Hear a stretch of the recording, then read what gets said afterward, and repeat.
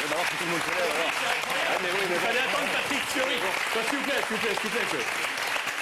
Olivier, Ça, c'est l'effet Patrick Fiori, ça, c'est incroyable, hein. vous voulez vous adresser à lui directement? Oui, Patrick. Patrick Fiori, vous avez fait la chanson Elle, en hommage à toutes les femmes que vous avez connues. Hein. La chanson dure 4 minutes. Attendez, Patrick Bruel a fait la même chose, la chanson dure 3 heures. Alors, Patrick Fiori, vous êtes un bel homme, mais vous n'êtes pas le seul. Il y en a 2 autres sur le canapé. Pardon, Philippe. Non, excuse-moi, Philippe. Je suis désolé, putain, je t'avais pas vu. Non, il y en a, mais il y a aussi le bachelor. Ah. Vous connaissez le bachelor ou pas? Parce que là, c'est la fin du bachelor. Pour ceux qui ne connaissent pas le bachelor, c'est comme L'amour est dans le pré, sauf que dans L'amour est dans le pré, quand tu vois les prétendants, t'as envie de rester célibataire.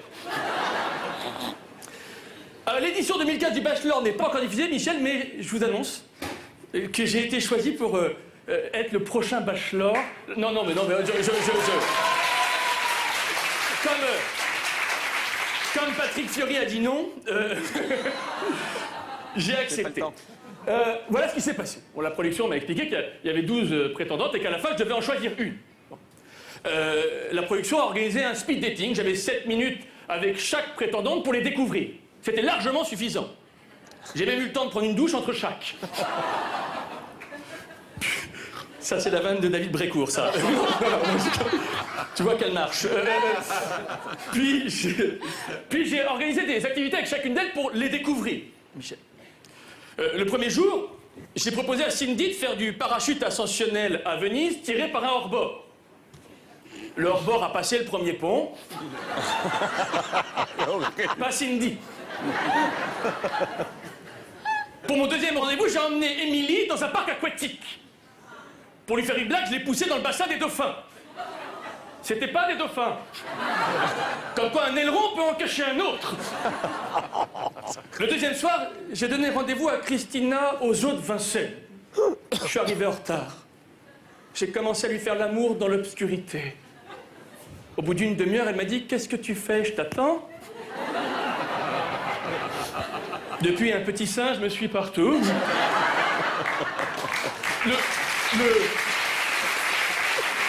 Le lendemain, j'ai encore un autre rendez-vous romantique. Je devais faire le survol de Paris avec Carolina, mais les choses ne se sont pas passées comme prévu. Je n'aurais jamais dû prendre Carolina sur mes épaules en montant dans l'hélicoptère. Le quatrième soir, j'ai fait l'amour avec une prétendante, Michel, une prétendante Manuela. En changeant de position, j'ai découvert que Manuela n'était pas une prétendante, mais un prétendant. Du coup, on est revenu à la position précédente.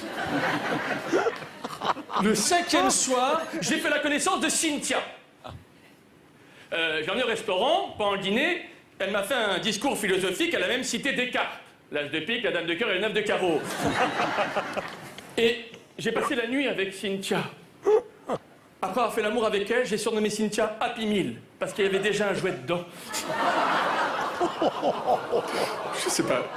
Je sais pas si on la garde. C'est un hommage aux Américains. C'est un hommage aux Américains. Bon, à la fin du jeu, j'ai éliminé toutes les candidates, sauf Cynthia. Je l'ai emmenée en voyage dans l'avion. Pour passer le temps, j'ai fait un théâtre de marionnettes avec les sacs à vomi. Cynthia m'a dit ça aurait été bien de les vider avant. Et dans l'avion, à un moment, j'ai dit à mon voisin, on doit être vachement haut, j'ai l'impression qu'en bas, les gens sont des fourmis. Il m'a dit, t'es con, ce sont des fourmis, on vient d'atterrir. On était au bord de la mer le deuxième jour, Cynthia est allée pêcher. Quand je l'ai vue revenir, j'ai cru qu'elle se servait de son maillot de bain pour transporter des oursins, mais non, c'est juste qu'elle s'était pas fait le maillot. Ça, on n'a pas le droit à la spéciale Patrick Fiori, on n'a pas le droit. Non, élégance oblige. Bon, en tout cas, à la fin du voyage, Cynthia m'a demandé si je comptais lui présenter mes parents. Je dis oui, en même temps, je te présenterai ma femme. Voilà, merci beaucoup. Olivier de Benoît.